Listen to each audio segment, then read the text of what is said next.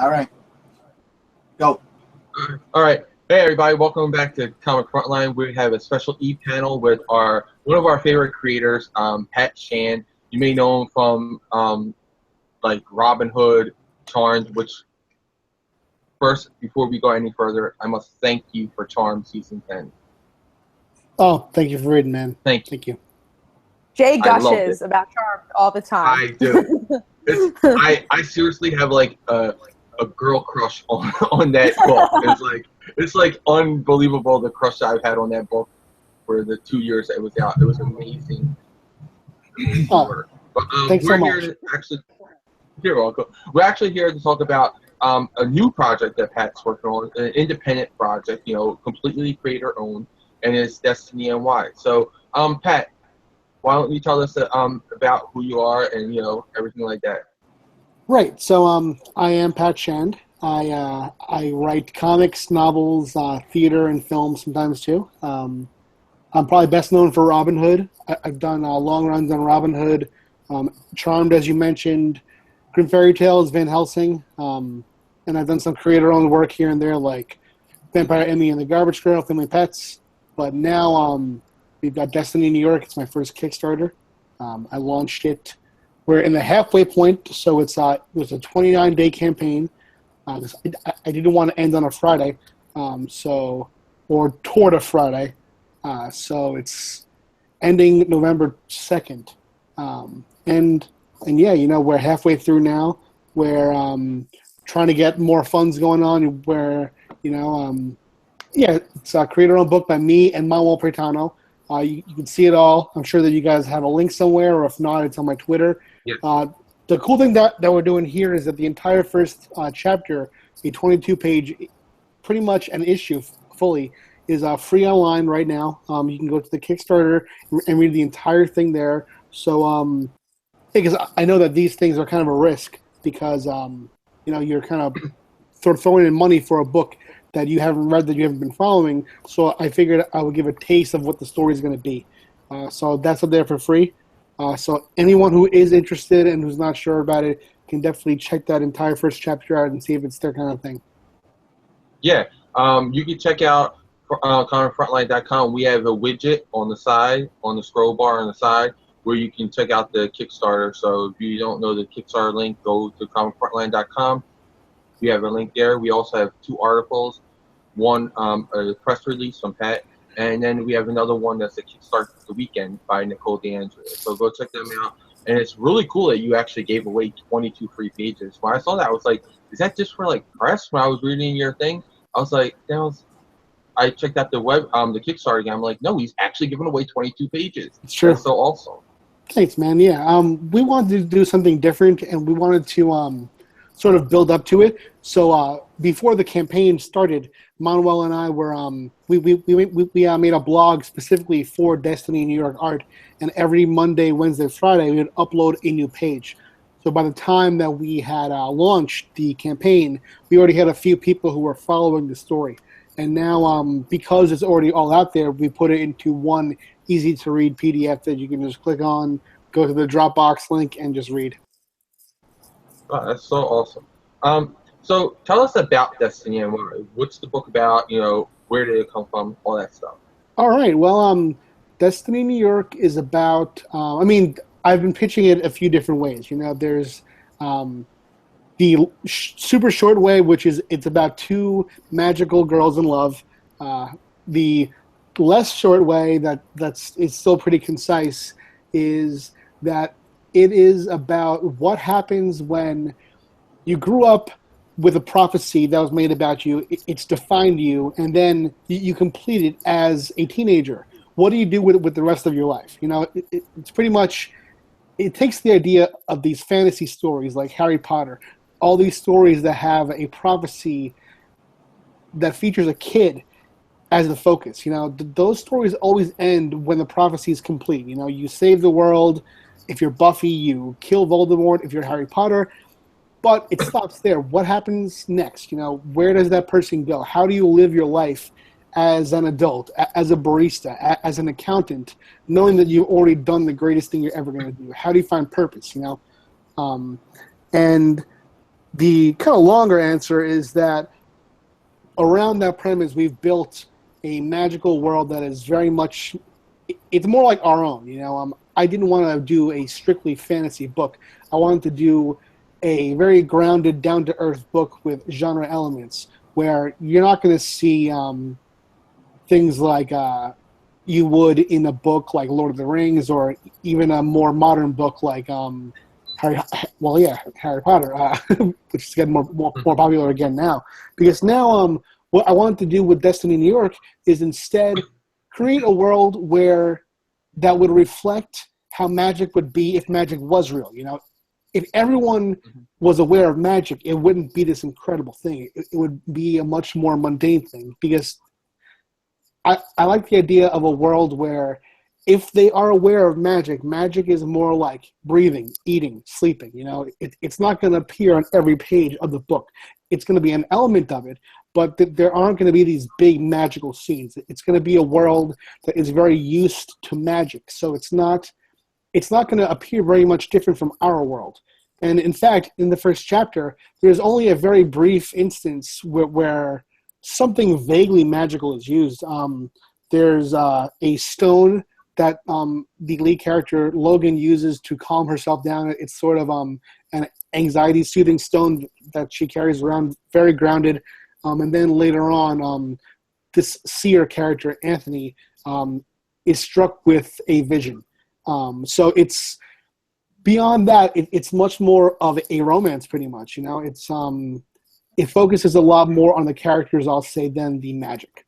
And an aspect of it that we're focusing on too is the Destiny University, where it's an all-encompassing school for magic kids. It's what I always found to be lacking about the genre of magic schools, and that in those schools, you wonder, did these kids stop learning math when they're like little kids? Like, do they not learn the basics? Like, they're taking potions and they're learning about writing magical like unicorns and stuff, but they're not learning science, math, English. So I built this school that had the elements of magic school that would help coach prophecy kids, these kids who are the subject of a larger destiny, as told to them by a seer or a prophet. It coaches them through their destiny while also teaching them the basics. So at Destiny University, they'll learn how to cope with the magical aspects of their life, but also they'll learn baking. You know, they'll learn how to balance their funds. You know, how to balance a checkbook, how to pretty much live. You know, write history too, and it goes through that. And then our lead character Logan is in graduate school. She's already completed her prophecy, and now her graduate school is kind of trying to teach her how to reintegrate into normal life now that she's done this great thing and she is feeling very directionless. Oh, cool.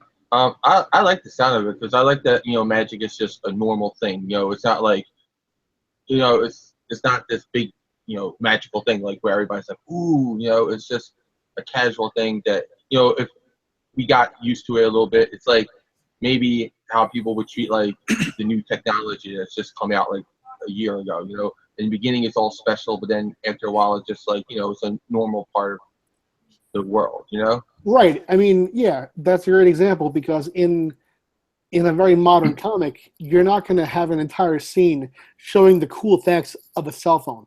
You're going to see a character using a cell phone and they move on. That's part of their life. Yeah. It's part of the world. Yeah. It's kind of like the way comic readers, you know, magic is a part of a lot of comic books. So as a reader also, it's good to have a universe where magic is common, it's cool, and same thing with the readers then. It's like we know about magic, so now the focus is on the story, and we already know about magic, and so do the characters. So it's just a perfect setup, and then it's just about the story instead of the magic surrounding it. It builds on the genre. I love the idea that the school's learning taxes, though, like balancing a checkbook and stuff like that. It's like, I mean, real schools do that. So that was pretty awesome that you're doing that also. So that's gonna be fun. I got really into the character Logan, reading the 22 pages that you gave. I really I felt a huge connection, because I wasn't having to worry about all the stuff surrounding her. It was strictly about her life, about her past, with past girlfriends, past experiences, and then the present with this new girl that comes in the beginning of the book, which was really cool. I like that it focused specifically on her and then stuff that was going on around her instead of stuff that's connected to her, so to speak. Right. Thank you. Yeah. You know, with this one too, I wanted to play more with format because I knew that we weren't going to do it through Zenescope. And I mean, for example, I'm not sure how many of you guys or how many of our viewers have actually seen the PDF, but there's an entire page that's almost all prose. You know, it's a splash page, and then it's just prose. And if I had turned that into a publisher, they would have thought I was out of my mind. But for me, I built Destiny New York to have an avenue to experiment more like that, where I could pretty much just do what I want, follow my fancy. Because the inception of Destiny New York and why I wanted to create it in the first place was because it was very early on in writing Robin Hood when it was clear to me from the notes I was getting from things that I wasn't allowed to do versus directions I was told to go. No matter how much I love the book and still do love the book, it became clear to me that I basically couldn't do whatever I wanted because it wasn't a book that I owned. So feeling so close to a book, but having to limit myself was what made me want to reach outside of that boundary of like a work for hire book and to do my own creation where it had, I don't want to say a similar setup to Robin Hood, but I think that it has similar thematic elements where while all the characters are entirely different and the entire plot is different and there's no surface similarities, I would just say that whoever liked my run on Robin Hood will have a lot to like here because I put a lot of the intention, the direction that I wanted to go but couldn't in Robin Hood into this book. You put a lot of you basically in the book. Yeah, definitely. Yeah, liked in your Zenescope work. Right. It's a lot of me, and it is a lot of me in a different place than I was while writing Robin Hood, but it definitely is a lot of me. You know, Robin Hood for so long was my diary pretty much. So I wanted a book that it would be my diary, but there would be no one saying, well, don't write that, you know? So because then it's not really as raw as it could be, you know? Right. You have mentioned the similarity to Robin Hood in the tone of the book and the intention.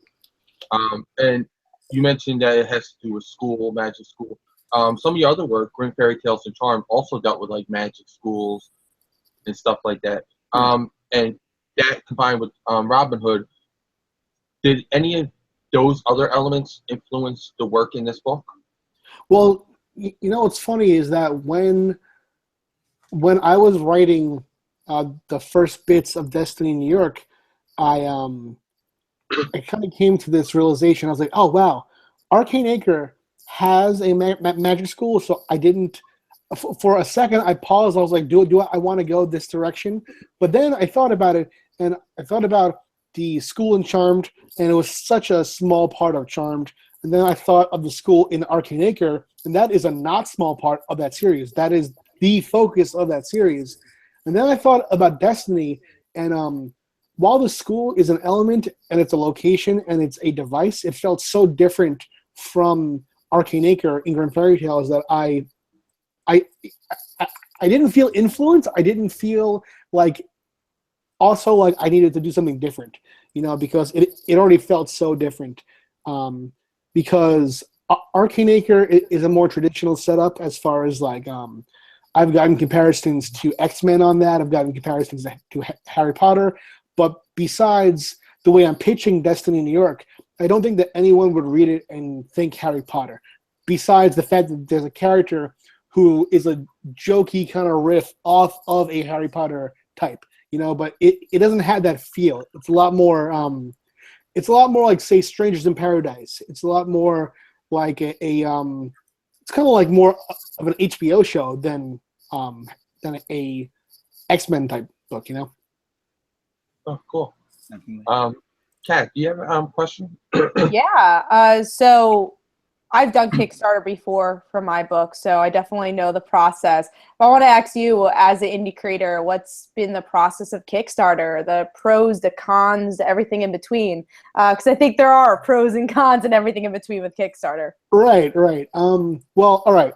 The pros is that day one was like a shot of adrenaline. I'm not sure if any of you have seen Breaking Bad, but there's Yes. In season 2 when Walter Jr. sets up the fund for Walt, and Walt begins to, on the low, put his own money into it, and you see Walter Jr. can't stop watching that number get higher and higher. That was me. I was just watching that number day one. I had an idea of what it would be, and it blew past that. But then after that initial spike, it's a constant fight to keep it going. Oh yeah. Oh man, and it's all right. I've been warned to not get too down on the mid campaign slump, because the thing is, there are some days where I'll wake up to a good amount more money, but there are some days where I will wake up to no more money, and that's not the most encouraging thing, and it's a lot as a creator to take a concept that means so much to you and put it out there to pretty much see how much it's worth to everybody else. So I would say that this month has been characterized for me so far by intense excitement, tempered by intense anxiety. Oh yeah, I think that is the Kickstarter experience as a whole. But you'll see, like this is like the middle, like you just said, it's the middle slump, but then it spikes again as you get towards the end, which is good. But yeah, I think a lot of people that don't do Kickstarter never really understand that. They're like, Kickstarter, that's cool, but the anxiety and I guess again, like you said, the adrenaline and all that, you can only experience it if you've done a Kickstarter. It's interesting feelings. Yeah, and it's a whole month. It's a long time to feel this way. So I mean, in a year we get 12 of these. So one of mine is just like right now. But it's exciting. It's fun. It's fun. I'm trying to do like different things. I'm trying to go to comic shops. I'm trying to do more of these. I'm trying to appear physically at places. Yes. To put a face to what I'm doing. To give out cards and such. While also not being a nuisance. I don't want to be like a guy like Destiny, because then that's going to turn someone off. But yeah, I found your Instagram hilarious about the cats. Yeah, yeah. That one was interesting because I found that because my Instagram for a while, not anymore, but for a while was private. I wasn't getting so many likes or many reactions to my pictures, but my actual Instagram video feed, my like Vine version, not Vine, my Instagram Snapchat story. I'm not sure what they call it. It's like Vine, yeah. Yeah. So that was getting way more views and way more engagement than my pictures, and I was just doing stupid stuff. Like I was following Amy around, my girlfriend, in Michael's, like saying stupid things behind her. I was like doing funny cooking shows. I was saying I bought this like one chocolate milk / coffee, talked about how horrible it was, and then flushed it down the toilet. I wasn't creating engaging content, but I saw that the numbers were incredible. So I figured Instagram has this wonderful thing; it puts it right on the top. Oh yeah! Whenever you update it, everybody see. I love it. I love. So yeah, that was a useful tool for me. So yeah, I figured because my Kickstarter video was more serious, I figured I'll just go on there and fuck around, and it seems to have worked. So. Cindy questioned you, but I thought it was hilarious. She's like, "Why are you laughing? He's threatening his cats." I said he loves his cats. I would probably kill anybody I've ever met before even heard of my cats. So I'm going to pass it on to Chris and Michael for their questions. You want to go first, or should I? Or question. Okay. The title of your book is obviously Destiny New York. Why did you choose New York as the destination for your book? All right. Well, what's kind of funny is this. I'm not sure because I grew up in New York and moved to San Diego and then moved back to New York. But when I first created the book, I was in San Diego. So I did have the chance to put it there. I thought about it, but the title came to me so quickly, and maybe I missed it, and I was writing Robin Hood at the time, which was also in New York. So I did ask myself if I wanted to do a book that was so geographically close to Robin Hood. But no, I asked myself if that matters, and in the end, I figured it didn't, because there are so many comics set in New York, and so many of them, in some ways, including Robin Hood, because of the pace of the story, don't really focus much on the actual feel of the city. Right. So I wanted Destiny New York to do more of that, to encapsulate more of what it's like, because I tried to in Robin Hood. In fact, there's a scene, and this is the only one that's pretty much a straight scene from Robin Hood that's in Destiny New York. All right, in Robin Hood number 6, this is around the time I started to develop Destiny New York, because in Robin Hood number 6, it was originally called Smile, and it was Robin and Marion go on a walk, and on the way, someone catcalls Marion. Tell that she'll be prettier if she smiled, and she's just trying to ignore it, and Robin loses it on the guy, and Marion tells her to stop, and there's some tension between them over that, because Marion is more able to accept the world as it is because she came from Mist, which is a world where it's not a world as progressive as our world. So when she sees that, she's more willing to forgive it. Whereas Robin, when she sees something that she feels is wrong, she doesn't hold back at all. She sees the world as a place that's wrong that she needs to fix. So that was the central conflict there. But Zenescope told me that didn't seem real, that it's not a big deal for that to happen to a person, and it doesn't belong in the comic, which, there was some debate over it. They asked some people, and I asked some people, because I was very intent that this is not a positive thing. It happens all the time. It happens to many women every day. It happens to probably every woman every day. And it was a thing that I wanted to reflect how it is in the world, how it is in the city. And the verdict was I couldn't include that and had to re-envision the story. So I pretty much put that scene as is into Destiny New York. And I eventually tweaked some dialogue too, though, because and I found this kind of gratifying. About a month after that script got declined and I had to re-envision it, I'm not sure if you all saw this or remember, but there was a video called Catcalling, and it followed a woman walking through the street as she is catcalled by various people. And that was the conversation for a while. And I was just sitting there like, I wrote that. And it was told that it wasn't a big deal, that it wasn't worth writing about. So that just bullshit me in saying my ideas are worth writing about, and this story is worth being told. And it might not be through the lens of Robin Hood, because, again, Robin Hood, I had to come to terms with it being a work-for-hire gig. I don't own Robin Hood in any way, so I definitely can't fault Zenescope for not wanting me to pursue elements that they didn't feel were a good fit for that title. However, it told me, the whole overall experience told me that I should tell pretty much whatever story I want in the way I want to do it, as long as I own that story. If I own it, I can do whatever I want, pretty much. Right. Okay. So my question to you is, what's the best thing you like about writing Destiny New York? I mean, actually, pretty much that. The fact that it's all right. There are two different kind of anxieties about writing work for hire versus creator owned. Okay. With work for hire, there is, will this get approved? Will this be approved / will they think this is good enough?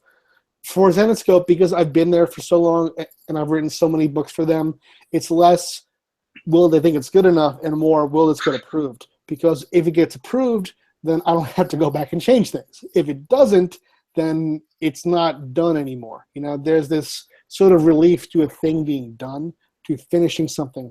But until I hear that word approved for art, approved to go into production, it's not gone. It's not finished. So there's that anxiety versus with Destiny New York, that doesn't exist at all. And that is the best part about it by far.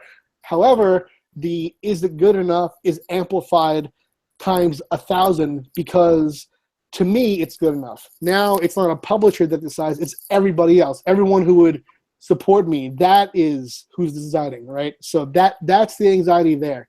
But the best part is definitely the fact that there is no filter. You know, there's no one saying don't do that. It's me, and it's my instincts, pretty much versus my own instincts. You know, the only one who's going to change it is me, or I'll discuss things with Manuel and we'll figure out things based on that.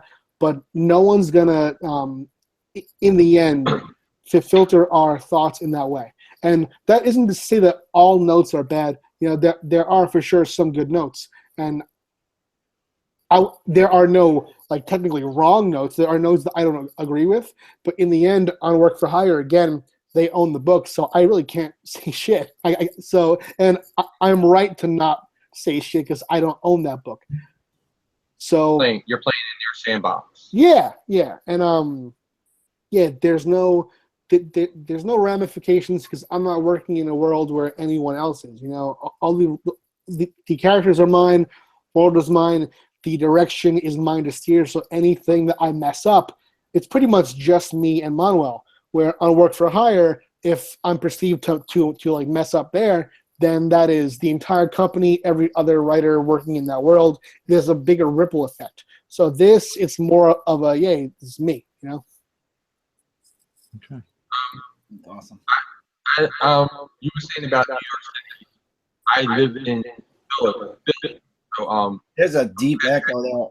Yeah. You got a deep echo. Yeah, Jay, I think you have an echo. Can you say again? Headphones on.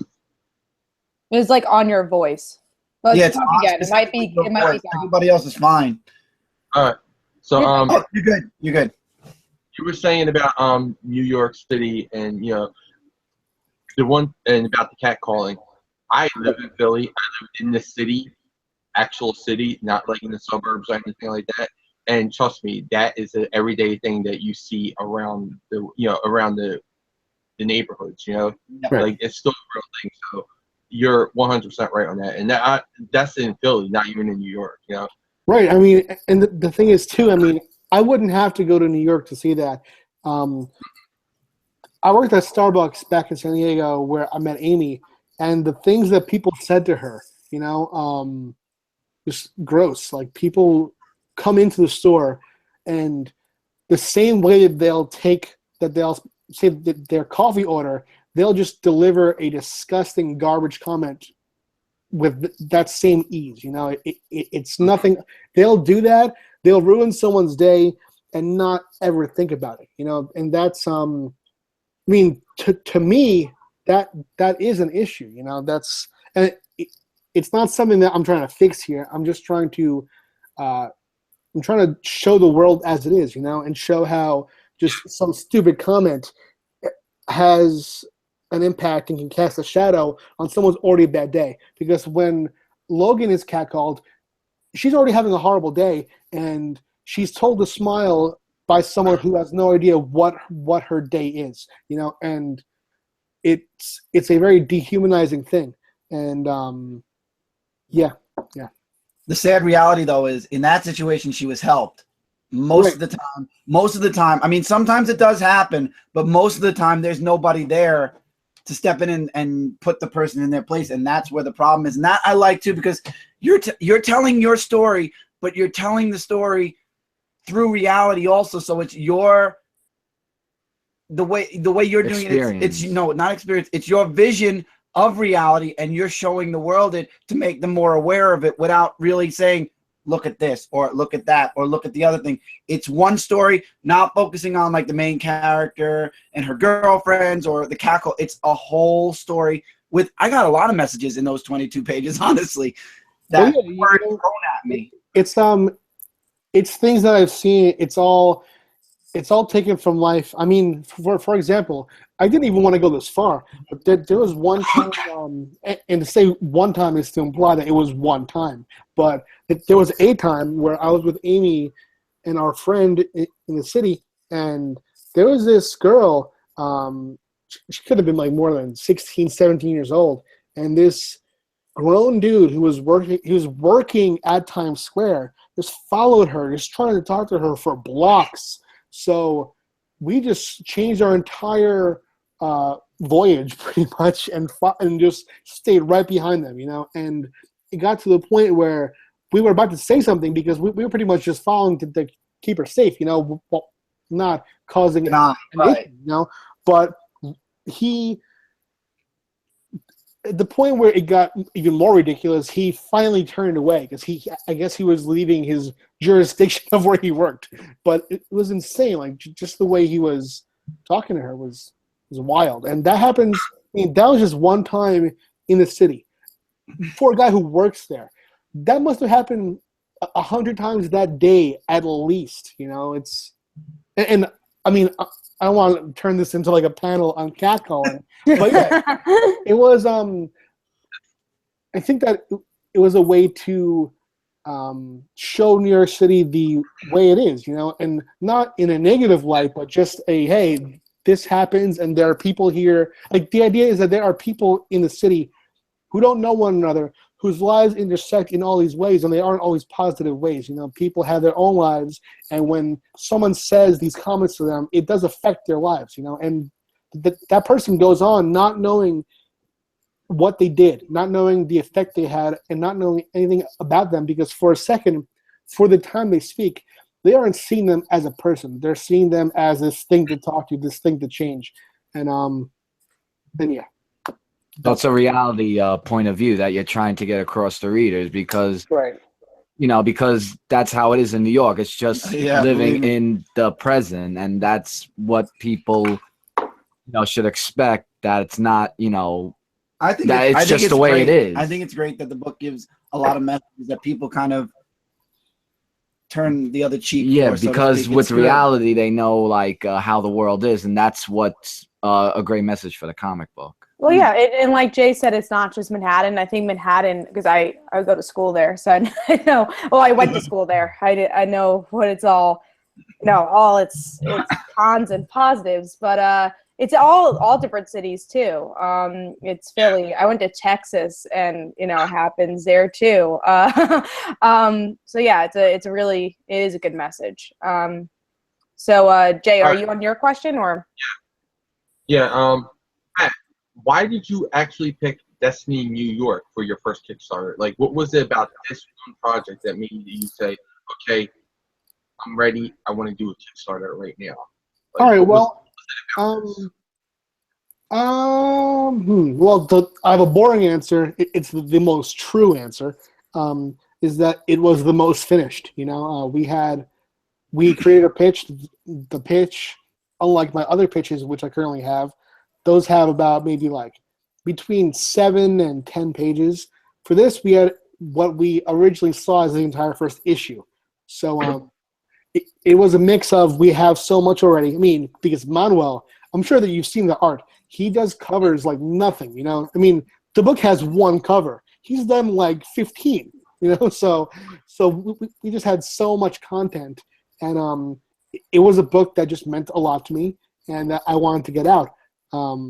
And I do have other ones that I would like to kickstart, but those are also being reviewed by other places, you know? So the idea is that I don't want to kickstart all my creator-owned work, you know? I would love to get a good deal somewhere, you know? And to do work that way. But yeah, I mean, my goal is that any idea I have for a creator-owned, I want to make sure it happens, you know? And it became clear that Destiny New York wasn't going to happen. Sorry. it wasn't going to happen any other way. So I kind of had to do it this way, and beyond that, it's a good platform, you know. And I feel like Destiny New York specifically is a book that has an audience. It might not be an audience that a company sees. So I wanted to put it out in a way that showed publishers too that we didn't really need that third party, that, you know, there is an audience and that we can get to them, you know. So hopefully when we're funded, they'll see that and support more books like this in the future too. Then we'll see a Pat Shan imprint, like Shan or something like that. Take away Shamrock, call it Shandrock. Boom. I'll definitely. There you go. Yeah, I mean, I write enough to do one of those. So yeah. You heard it here first. If he goes with Shandrock, he got it from me. There we go. Kat, do you have a question? Yeah. So why did you decide to go the graphic novel route instead of like the single issue route and do like Kickstarters through that? Well, all right. So it's hard to say, but the idea is that I like single issues. I do, but I do always prefer to read a graphic novel. And I felt that Destiny New York specifically was one that I want to do it long term. You know, I want to do more stories in this world. So the idea of doing a Kickstarter every time I had an idea for a new chapter was just, you know, so it was just a lot for me. And I mean, again, Manuel did so many covers that we could have done it. We could have done so many issues based on what he gave me. But, you know, I made the choice and we just went with it. Because the thing is, the first arc does stand alone. It tells one story while also setting up for what might come in the future. So it was the easiest route and it worked best, I feel. And it was what I wanted most to hold, because, I mean, the thing is, like, you write, you know, like the excitement about getting your own book back, seeing it. What I prefer as a reader is always that graphic novel, that trade that you can put on the shelf. So pretty much it's because I wanted to, I guess. You know? I'll pass it on to Chris and Michael for their next. All right, well, you kind of answered my third question, so I'll ask that and then I'll add a little to it. My question was, if this graphic novel for Destiny New York is successfully funded, if there's a follow-up story you have in mind. But I'll add to that, since you're talking about trade paperback, in follow-up stories, if this Kickstarter works, would you still continue along the lines of graphic novel, or would you go into single issues and like have it funded as a arc instead of as a solo trade paperback? You know, I would do trades pretty much, I think. Okay. However, if Image came to me and said, "Hey, want to do this book? Let's do it as single issues first," of course I would say yeah, you know. Okay. Because I mean, the Image deal is as good as the deal where there's no publisher. They just hook you up. So yeah, I mean, in that situation, like in a drastic situation, I would. But I mean, right now, based on my reading habits, based on what I like to read and hold, definitely future stories would be trades. However, I will say this. When I published Vampire Emmy through Margins, that was a one-shot. It was a single issue. That series, I would do more single issues of that. It hasn't sold enough for us to do more. So if I were to do a Kickstarter for a single issue, it would be a second issue of Vampire Emmy. And on that series, my idea is that each issue, again, stands alone and maybe even has its own subtitle. Like I pitched just – well, I don't want to say pitched because I own Vampire Emmy, but I pitched a possible idea for a second issue would be Vampire Emmy and a Werewolf X, where the X that you see in the flashback, she's a werewolf from – they were dating in like the 40s or 50s.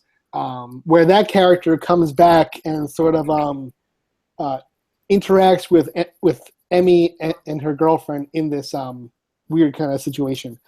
So I hope to one day get to do more of those, because that one would be more the single issue then trade path, where we would do maybe like 4 Vampire Emmys and then put it in a trade. Because I mean, the trade would sell better than the single issues anyway, because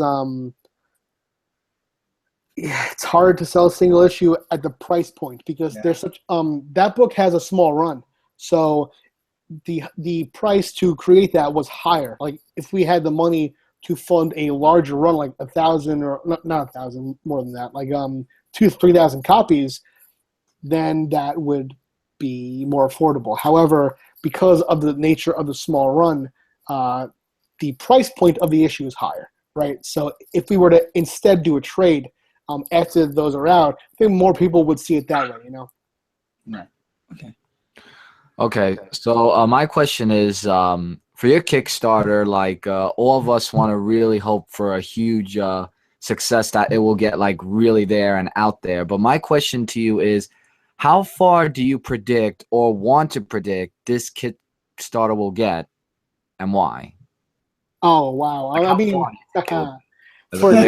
that's deep. Wow. No, I just want to know. It's a question. $1 million. Yeah, I'd be good with $1 million, you know. But I mean, right now, I'm hoping it gets to 20,000. You know, I mean, it's a gigantic number to ask. It's a big number to conceive of, because I mean, all right. People see the books that I write, and like they assume that I'm writing so much, that I'm writing all these different books, like not now the Marvel stuff. They think that I might like be in a good financial place, not remembering that I live in New York, you know. So the idea of asking for $20,000 is incredible to me. It's so much, so I can't even think outside of the realm of that.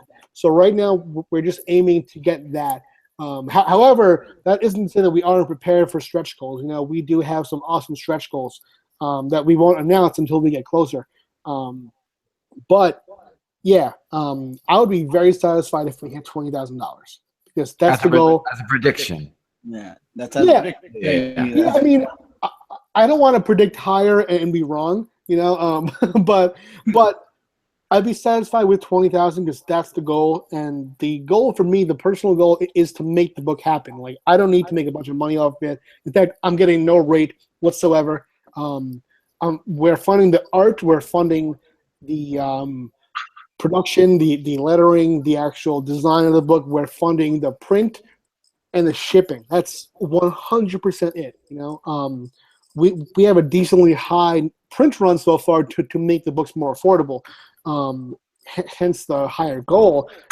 But that's so we can bring it to conventions too, because we don't want it to be a Kickstarter exclusive book. We want this book to exist out in the world, get it into shops, you know. But yeah. So that Comixology and like Diamond are definitely in its future also. Well, you know, Comixology, that is definitely the goal. First, before that though, we want to get the PDF, just a nice, easy to read, high-res PDF out to everyone who supported. Because I don't want someone to have to pay on Comixology who supported, because they want to get the book early. As soon as that PDF is done, everyone's going to have it, you know. But Comixology is a great platform. I love their guided view. So when it's ready for Comixology, and when I'm sure that everyone already has the PDF and the physical version, Comixology is an option. Diamond is a little bit harder though, because Diamond, they ask for certain things that they need you to be. They need a publisher to have certain elements in place before they'll solicit books. So yeah, Diamond's harder. So right now it's more of a grassroots thing. Diamond distribution would be huge, but that would be. I would need like a diabolical plan to get into Diamond. And I don't quite have one of those yet, but maybe in the future, you know. Okay. Thank you. A question related to this. Right, Kat? Oh, yeah, I did. I thought you said you did. I'm like, go for it. No, yeah, my last question was related to this, because, again, I write my own comic, and I remember asking my editor, hey, you think we'll, be able to do Diamond? And he's like, no. And, obviously I learned a lot more about that, and you got to, have a lot of issues sold and all that. But for me, what I do, I go to comic book stores and get it sold that way, and like go individually to comic book stores. So is that your plan, to like go individually to some comic stores and say, hey, would you sell this? Absolutely. I'm going to do that. I'm going to take it on tour. You know, I'm going to do the whole convention thing. So, and the idea too is that while I'm on tour in different areas, maybe explore those areas for comic shops and try to get some more places up on the shelves, so to speak. Yeah, exactly. So yeah, the answer is yes. I'm not, it's hard for me to have a specific plan so far because right now there's so much energy going into the actual Kickstarter itself. Because it's just, as you know, it's so much. Like I have to stop myself. I'm finding myself doing like 10-hour days on this, and my Zenescope work is my job. So like there's no like what's being lost here is sleep. So instead of like I'm not cutting into my work, I'm cutting into the like health of my life. So I definitely have to cut down on that and just focus and streamline my efforts there. Because it's addictive because like you're trying it's like the whole idea of chasing your dream. That's more of a long-term thing until you have Kickstarter. Then it's a 30-day thing. You're literally watching the dream get closer. So yeah, it's a lot. It's addictive. It is. Yeah, and also trying to get press too. I'm sure that's part of your efforts too, is like going to press places. I think people don't think about that either. It's like, you got to spread the word. It's more than just putting up the link and being like, let's see what happens. It's like you gotta spread the word and work really hard for that. Oh yeah, it's a constant active thing that you have to breathe life into every single day. Yep. But then when you hit the goal, it'll be that worth it. Oh right, definitely. I mean, when I hit the goal, it's party time. I'm gonna be very happy.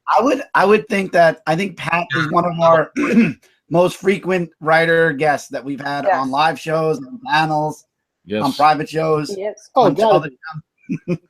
Definitely. I think we've had so far. There's money kitties. Kitty. Yeah, so that was my last question. I think it's really interesting to kind of look at those type of stuff because I think, again, the outside person who's not in publishing or writing doesn't know that portion of it. They don't really, and then I think that also helps people want to support the book, to know like you're working, and obviously that you're working like very hard to kind of get that out there. So Jay, actually Michael, I think you were next. Yeah. Okay. You want to go with me? You go first. You go first. Mine's more of a broad. So my last question to you is, are there any other books that you are working on that are similar or different to Destiny in New York? Yeah. I mean, right now, like I'd say right now is my highest concentration of work I've had in, I don't want to say ever, because there was a time where I was writing, I think 9 books a month for Zenescope. Wow.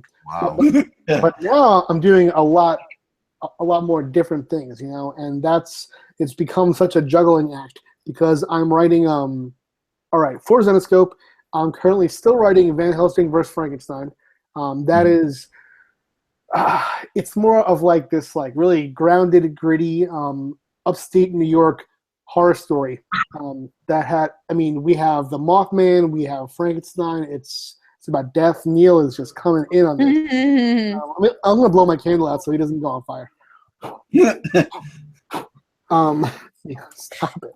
All right, so yeah, I'm doing that. I'm doing Grim Fairy Tales Apocalypse, which is pretty much an extension of my runs on Robin Hood and Arcane Acre.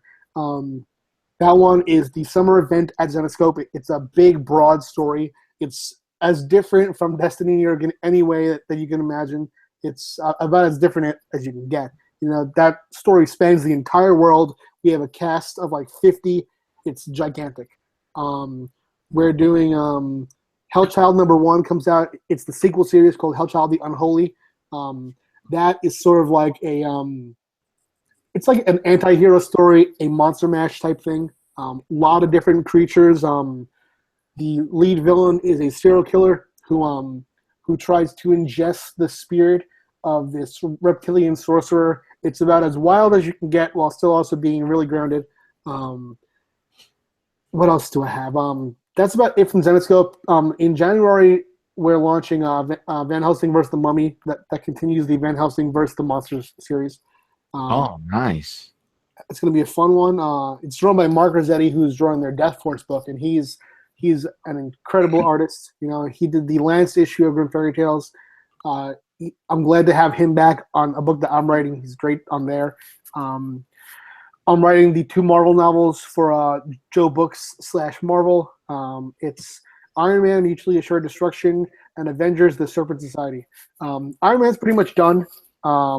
And I mean, you know, what's funny is that both of those books are New York books. But again, they couldn't be more different from Destiny.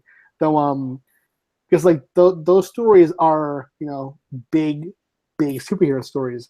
Though I think that they're also small in character. You know, they do focus primarily on the characters, because the thing is, those characters, people who don't always read comics or watch the movies or who don't love these universes, see superhero stories as these big like action vehicles, when the truth is that most people are in love with the characters.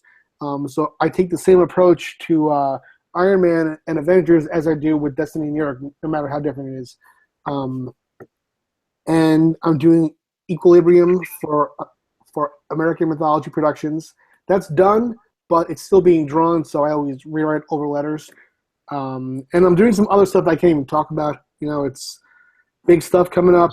But, you know, in fact, one's going to be on Kickstarter. I'm not running the Kickstarter, but I have found that recently publishers that I'll work with to take pre-orders rather than to fund it, they'll take pre-orders through Kickstarter.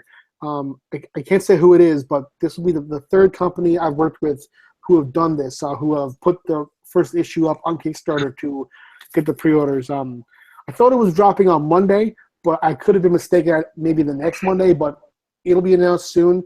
It's this intense horror book with super kind of Game of Thrones-esque action. So yeah, everything I'm doing, to answer your question, is different from Destiny New York. They're all as left field as you can get, which feels great, you know, because I love the variety. You know, I love that at the same time I was writing this book, Equilibrium, a Robin Hood finale that was basically a wedding, and Disney Princess. You know, like those. Like I need that difference. Like some people feel like going from project to project is kind of like whiplash, but for me, it's like a breath of fresh air. You know, it feels rejuvenating to leave something that's really intense and go on something super light. So yeah. It cleanses your mind's palate, yes, in a way, your palate. It makes you, you know, re-energize for something. And if you get stuck on one thing, you can always go to another. It's not the same type of thing, so you're not in that rut. You can bounce out of it, then you can go back and finish that other one. Absolutely. It's a good variety, so this way at least you're not stuck with one genre. You've got like a bunch of different genres you can do at the same time. Definitely. And actually, speaking of genre too, yeah, that's the thing. Like, all these books are technically fantasy type books, but man, they're so different, you know.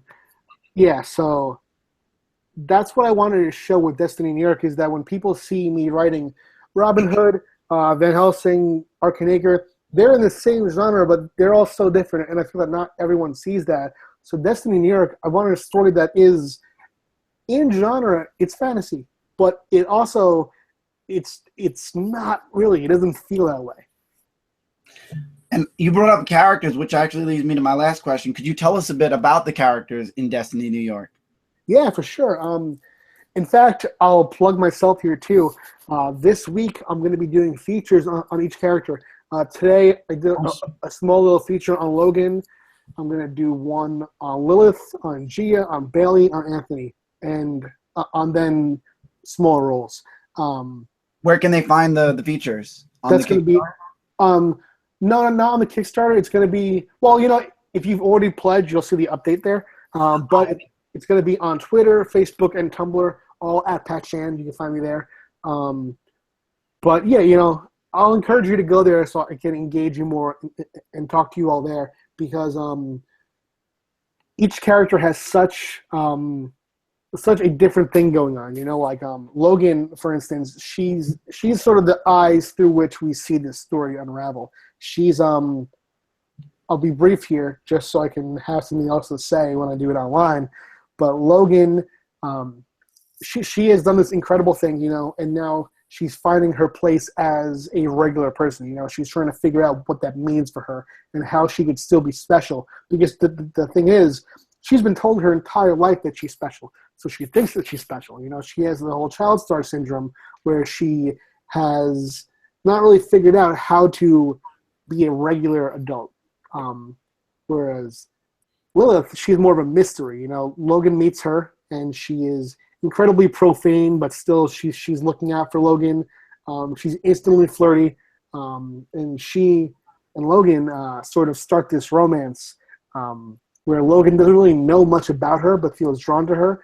Where as we start to learn more about Lilith, we are not sure whether we trust her, whether she's bad news or something else entirely, you know. So she's more of an enigma. She's sort of like the character that we want to be good, but we keep doubting it. And Gia is the popular girl now. She's very her prophecy is big, it's epic, and she is destined to fell the most ancient evil on this plane.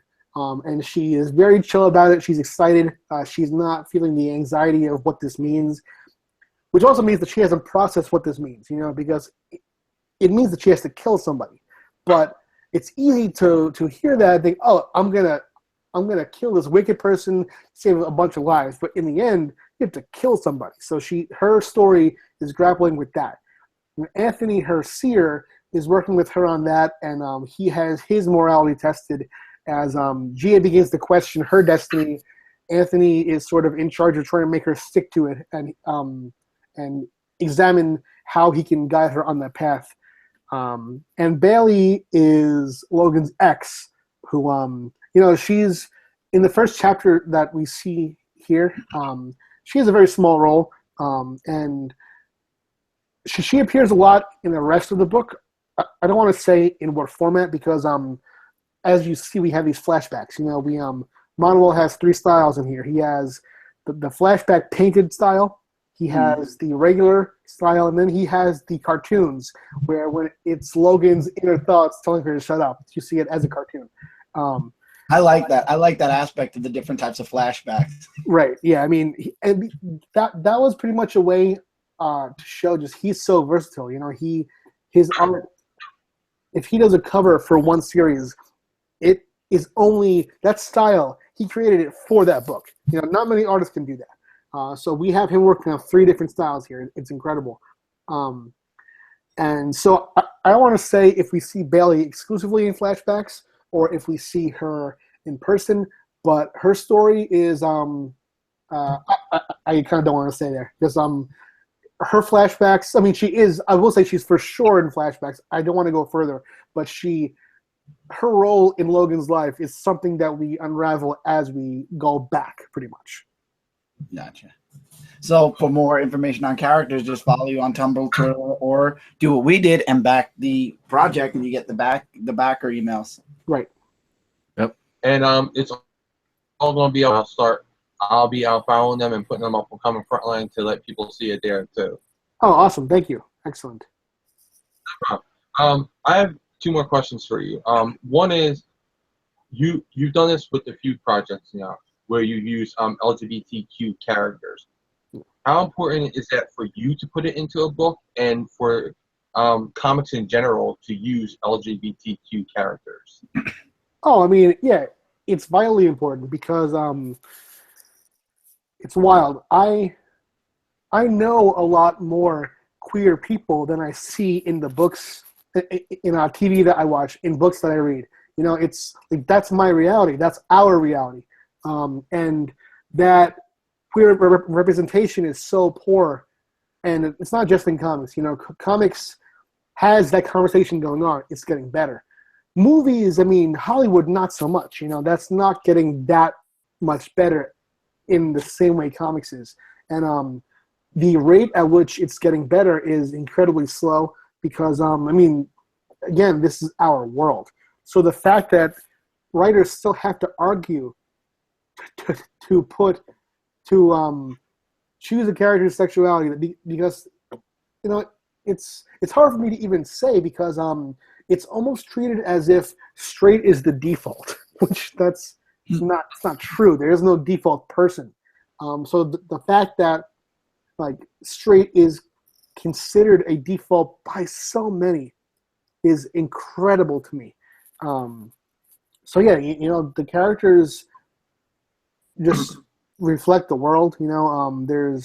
And also too, what the argument I hate the most, and I see this coming from readers, I see this coming from publishers, just from kind of, not, I don't want to say everyone, because not everyone thinks this, because it's such an archaic way of thinking, but some people see the act of including characters that aren't straight as a politicized act. that it's being political to even recognize that these are people, that these are stories that have to be told. You know, it's incredible. And I almost don't want to even address it though, because I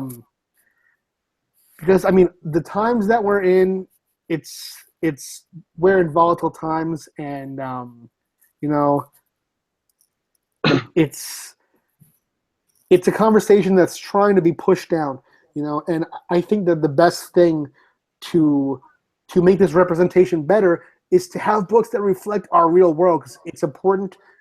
It's important for people to pick up a book and see themselves reflected in it. You know, I mean, how many people grew up going to the comic shop and seeing only a specific kind of person as a hero?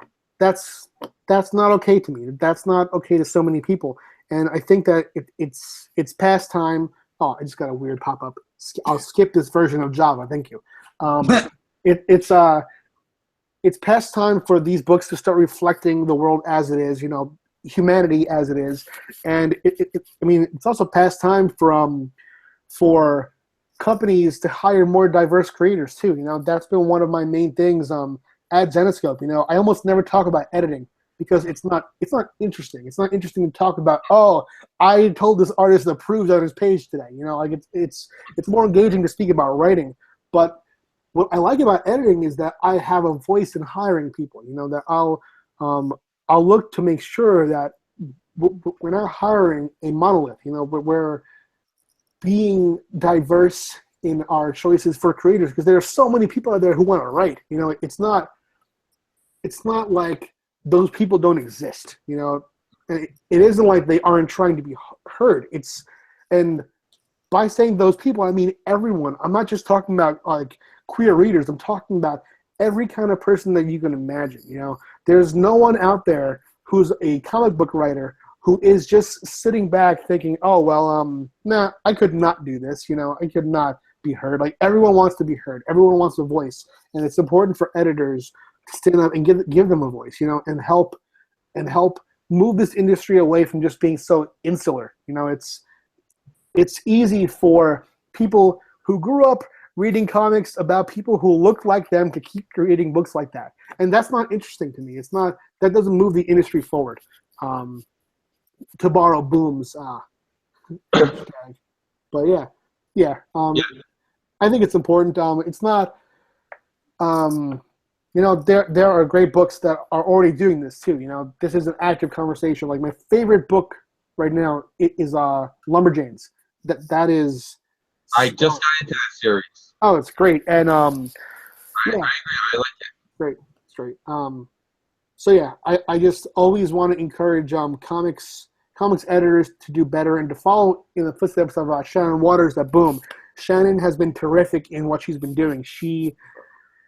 The voices that she has brought into the comics industry have helped change the fabric of the comics industry, which is important because this industry, beyond just being about comics, it's representative of entertainment and of the people reading it. You know, it's important.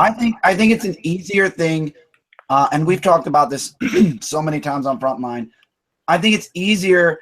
It's hard to discuss this. Like you said, you don't want to discuss it because it leads into so many arguments from the North and the South and the East and the West that you have people for, against, in it, under it, whatever.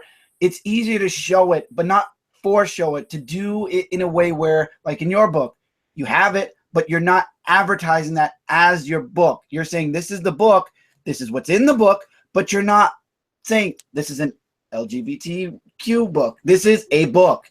And then inside of it is that, but the readers find that out as they're reading it. It's not advertised as that. You're just literally making a story that has it. Organic and a forced story. Exactly. It's organic. Well, That's with any type of character. my concern is that I never want to be the guy who goes onto a panel for diversity in comics and looks around and it's just white dudes. like that, Right. that's and that happens. That's incredible.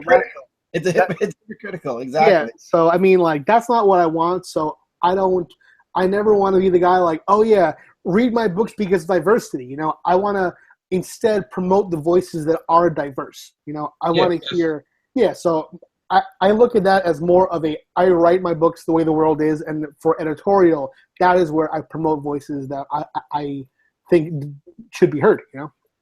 Mm-hmm. And that's the way they all should be done, is like that. All of them. Every company should be listening to this. You know who you are. I pointed you out. I have one final question for you, Pat. For our viewers out there, can you let them know about the Kickstarter rewards and, you know, what you have to offer them? If I'm in the audience, why should I invest my money in Destiny NY? What do I have coming at me?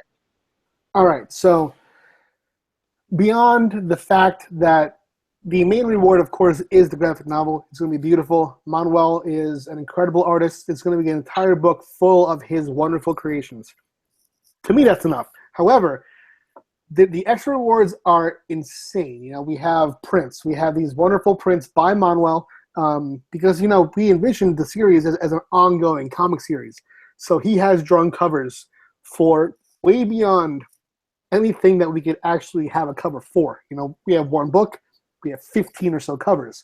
Right now, we're highlighting 5 of his prints. You know, these beautiful prints that will be the exact same size as the book, so they'll be able to fit on the wall nicely while not taking up your entire wall.